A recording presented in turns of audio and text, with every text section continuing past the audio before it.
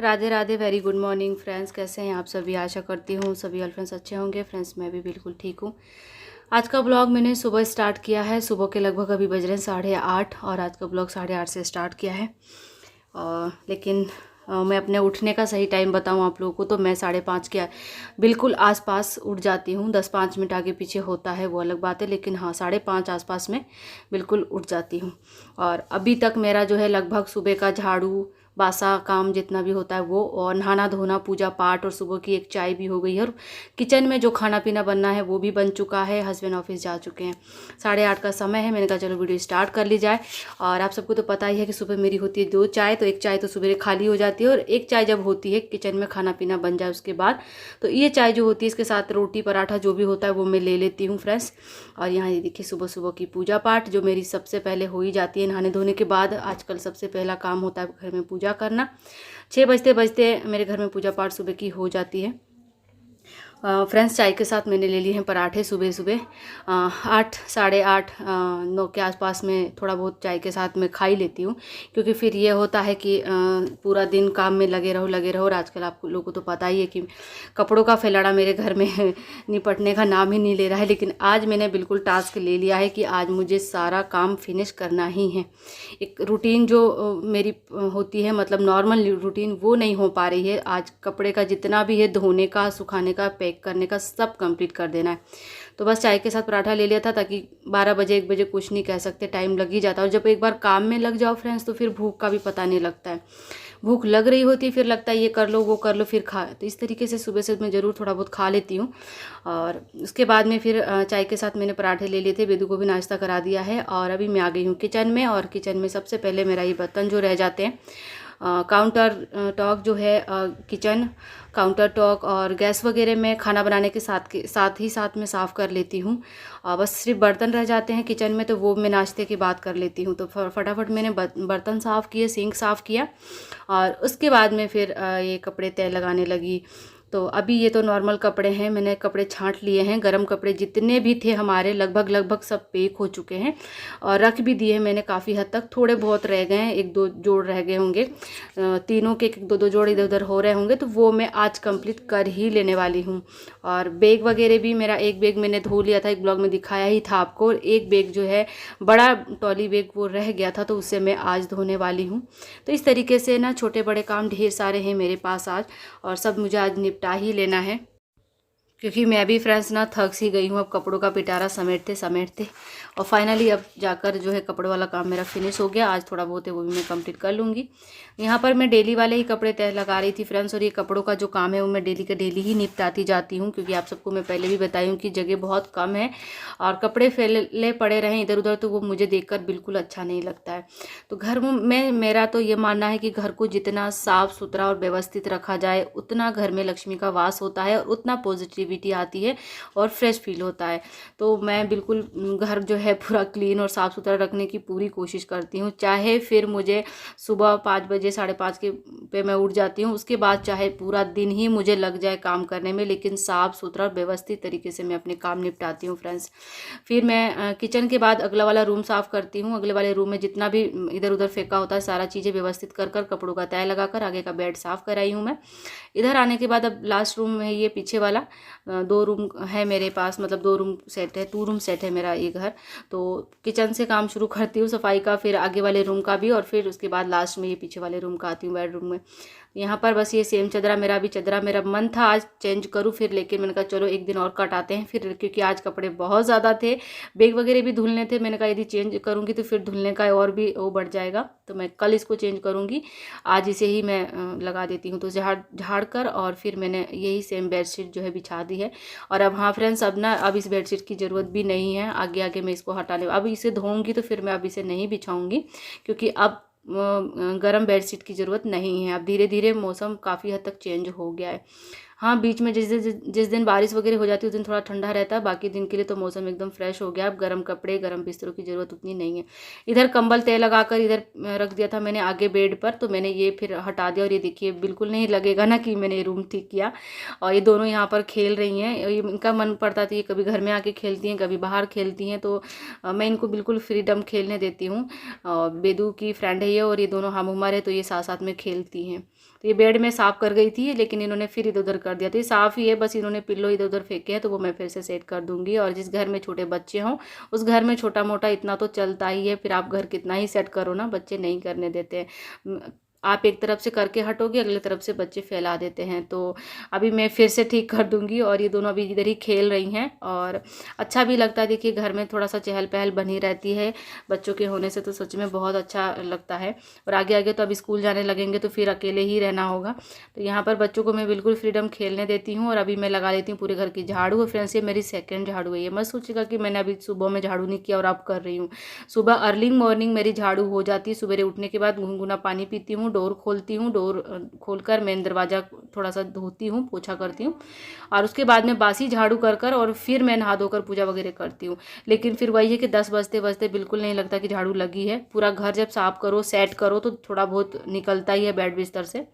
तो दोबारा पूरे घर की झाड़ू करी है मैंने, और पूरा दोबारा पूरे घर की झाड़ू कर और अब लगा लेते हैं फ्रेंड्स पूरे घर का पोछा।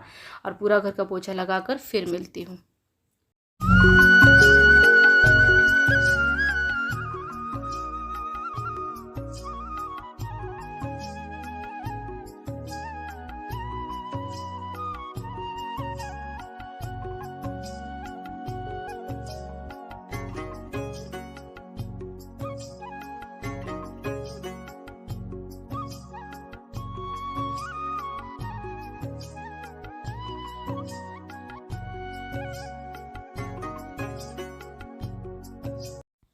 यहाँ फ्रेंड्स मेरा पोछा जो है लगभग कंप्लीट हो चुका है। और वाइट टाइल्स है ना, तो इसमें बहुत ज़्यादा रगड़ रगड़ के पोछा करना पड़ता है।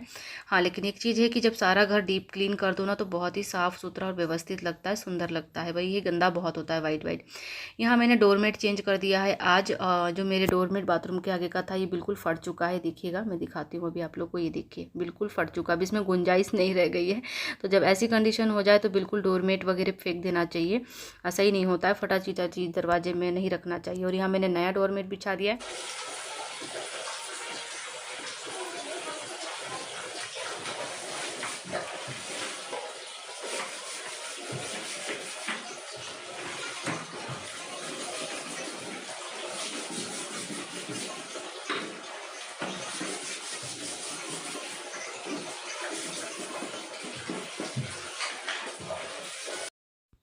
तो फ्रेंड्स, जैसे कि आप सबको मैंने ब्लॉग स्टार्ट करते समय ही बता दिया था कि आज मुझे जितना भी धोने वाला काम है बिल्कुल हाथ से निपटा के फिनिश कर देना है। बस वही है, मैं लग गई हूँ। सारा काम हो चुका है मेरा। और मुझे भी बेदू को नहलाना है, गर्म पानी रख दिया है मैंने। और मैं तो सुबह ही नहा ली थी। पर यह है कि नहाया धोया सब एक तरीका हो जाता है जब आपको हाथ से कपड़े धोने हो। तो मेरे तो स्पेशली कपड़े बहुत गीले होते हैं। तो यहाँ पर मैंने सबसे पहले कपड़े धुले, उसके बाद बेग जो कपड़ों का पानी था सरफ वाला, उसी से मैंने बेग को अच्छे से बुरुश रगड़ कर धो दिया। और फ्रेंड्स, जैसे कि आप सबको मैंने पहले ही बताया था कि ये जो ट्रैवल बैग होते हैं ना, ये मैं बिना धुले बिल्कुल भी बेड में नहीं रखती हूँ। और कहीं रखने की जगह भी नहीं है कि चलो इन्हें मैं रख दूँ ऐसे ही बिना धुले। बेड में ही रखना पड़ता है मुझे। तो मैं बेड में बिल्कुल ऐसे नहीं रखती हूँ, चाहे मुझे 8 दिन लगे, 4 दिन लगे, जब भी टाइम लगे मैं बिल्कुल इसको जो ट्रैवल बैग होते हैं इन्हें धोकर अच्छे से और धूप में सुखाकर और उसके बाद में इन्हें फिर बेड में रखती हूँ, टेंशन फ्री होके। मुझे ऐसे ठीक लगता है और ऐसे मुझे सुविधा भी लगती है और ऐसे ठीक भी लगता है। मतलब बैग जैसे ट्रैवल में हम ले जा रहे हैं, कहाँ कहाँ हम रखते हैं, पटकते हैं। कई बार तो ऐसा होता है कि हम लोग को ट्रेन में बाथरूम के आसपास भी रखना पड़ जाता है।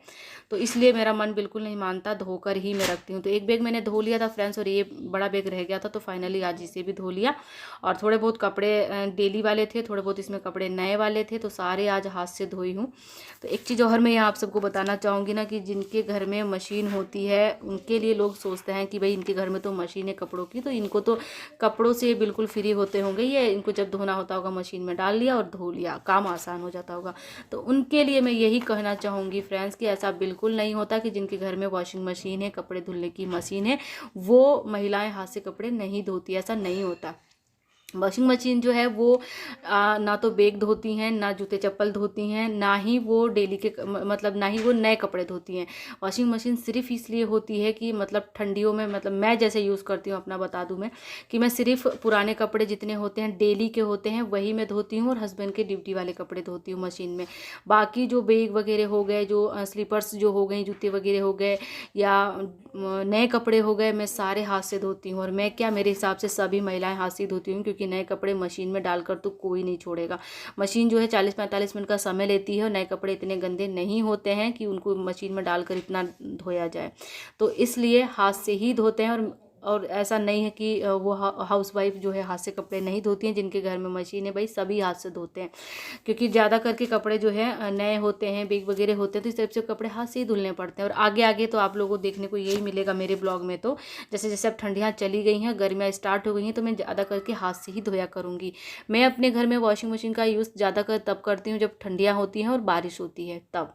तो यहाँ पर चलिए फ्रेंड्स, कपड़े वगैरह में सारे बैग वगैरह सारे डोरमेट जितने धोए थे मैंने सब छत पर डाल आई हूँ मैं। और धूप अच्छी खासी वाली है, कपड़े सूख जाएंगे, और बैग एक दिन में ही सूख जाएगा। तो शाम को मैं सारा अच्छे से तय लगाकर पैक करके रख दूंगी। तो मेरा आज फाइनली ये काम कपड़ों का ख़त्म हो गया। सारे कपड़े धो डाले आज मैंने जितने भी थे।